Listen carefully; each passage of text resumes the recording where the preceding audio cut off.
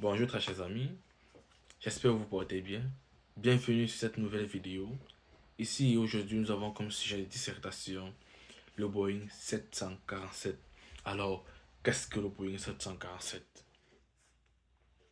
Le Boeing 747 est un géant des airs qui a su conquérir les cieux et les cœurs.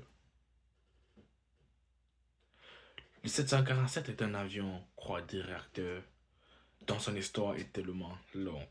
Alors tout ensemble, plongeons dans son histoire pour comprendre comment il est devenu une icône du transport long courrier.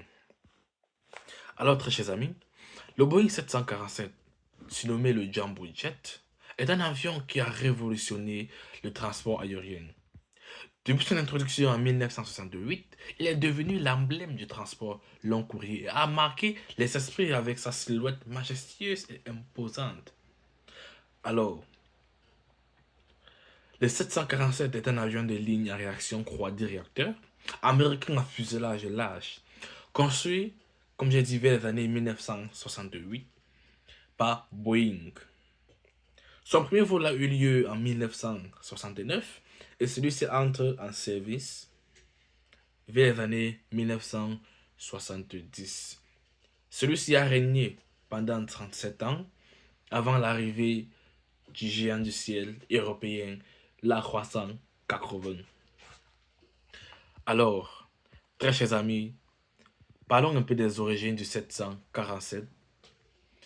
L'histoire du Boeing 747 remonte au début des années 1960, comme j'ai déjà dit, lorsque la compagnie américaine Pan Am souhaite augmenter sa capacité de passagers sur ses vols transatlantiques. En collaboration avec Boeing, les deux entreprises ont travaillé sur un nouvel appareil qui pourrait répondre à cette demande croissante. Le projet baptisé 747 par les ingénieurs de Boeing était ambitieux. Il fallait concevoir un avion capable de transporter plus de 350 passagers sur une distance de 10 000 km sans escale. C'est-à-dire, le Boeing 747 a vu le jour pour des raisons multiples. Le 747 a vu le jour à cause des fortes demandes des avions long courrier pouvant parcourir plus de 10 000 km sans escale et pouvant porter près de 400 passagers. C'est la raison première pour laquelle l'entreprise de Boeing a fait sortir le Boeing 747, qui est appelé encore le Jumbo Jet. Toujours sur la même lancée du Boeing 747, nous allons maintenant voir les différentes versions de cet appareil. Celui-ci a été décliné sur plusieurs sous-appareils, comme le Boeing 747-100. Il s'agit d'un modèle initial qui a servi de base pour les versions ultérieures. Il était équipé de réacteurs EVD de Pratt et de Whitney, et pouvait transporter près de 350 passagers. C'est le tout premier 747. Ensuite, nous avons le 747-200 introduit en 1971. Cette version bénéficie d'une autonomie accrue grâce à des réservoirs de carburant supplémentaires. Sa capacité peut atteindre 450 passagers. Nous avons le Boeing 747 SP, lancé en 1976. Ce modèle plus court dispose d'une grande autonomie lui permettant d'effectuer des vols ultra longs courriers comme New York, Tokyo. C'est-à-dire, 747 SP est le plus court des 747, mais celui-ci peut aller à plus de 15 000 km et plus économique. Le Boeing 747-300, introduit vers les années 1980, il apporte plusieurs améliorations aérodynamiques et une capacité de passagers augmentée grâce à l'extension du pont supérieur. Nous avons le Boeing 747-400 lancé en 1989. C'est le modèle le plus vendu et le plus emblématique. Il propose un nouveau design d'aile plus efficace et est équipé de moteurs plus performants. Le 747-400 est le plus performant des 747. Il propose un nouveau design d'aile plus efficace et équipé de moteurs plus performants. Lui permettant de transporter près de 660 passagers sur une distance de 14 000 km. À la fin, nous avons le Boeing 747-8.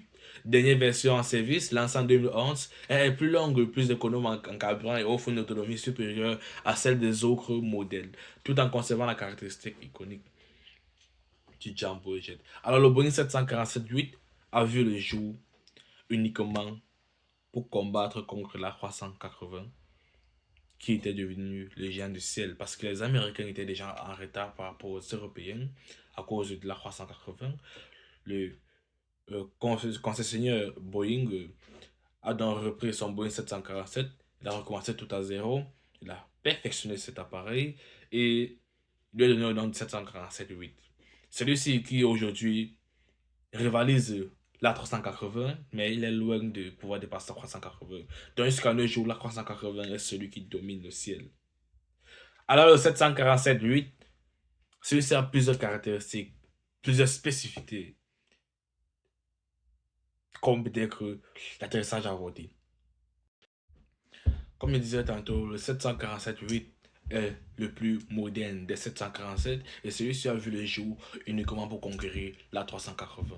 Alors, focalisons-nous sur le 747. Le 747-8, lui, il a plusieurs aspects spécifiques, un peu comme cet essai qui a été fait en 2011, un décollage à voter. Décollage à voter, c'est-à-dire un avion lancé à plus de 350 km/h comme le Boeing 747-8 a interrompu son décollage et a dépassé V1. V1, c'est une vitesse à laquelle, lorsqu'un avion l'a déjà dépassé, peu importe l'empêchement, peu importe l'imprévu qui arrive, l'avion est obligé de décoller. Lorsque l'avion est sur une piste de décollage, lorsqu'il a dépassé V1, peu importe ce qui arrive, l'avion est obligé de lever le nez. Le pilote est obligé de lever le nez. Au cas concret, il y aura des dégâts tellement négatifs, tellement catastrophiques. Alors, 747-8, lui, ayant déjà dépassé V1, a pu freiner et s'arrêter net à la piste sans que le crâne d'atterrissage ne prenne feu. Alors, celui-ci a réussi son texte. C'est une des raisons pour laquelle le 747-8 est beaucoup aimé. Ben, il est beaucoup aimé à cause de ses nombreuses caractéristiques. Le Boeing 747, avion présidentiel, Air Force One, c'est aussi un Boeing 747, mais celui-ci a été configuré net aux attentes présidentielles. Alors, le Boeing 747, une icône qui restera gravée dans l'histoire. Malgré son déclin, le 747 aura indéniablement marqué l'industrie aéronautique et laissé derrière lui un héritage inoubliable. Aujourd'hui encore, il reste synonyme de prestige, de l'innovation et continue de fasciner les passionnés de l'aviation du monde entier. En résumé, le Boeing 747 Jumbo Jet demeurera pour toujours une légende dans l'histoire de l'avion civil et un emblème de transport long courrier qui aura permis à des milliards de voyageuses à traverser les océans et de découvrir de nouveaux horizons. Boeing 747 américain, avion long courrier, quadriacteur, qui est classé deuxième parmi les avions les plus longs. En tête, nous avons la 380. Après, c'est le 747.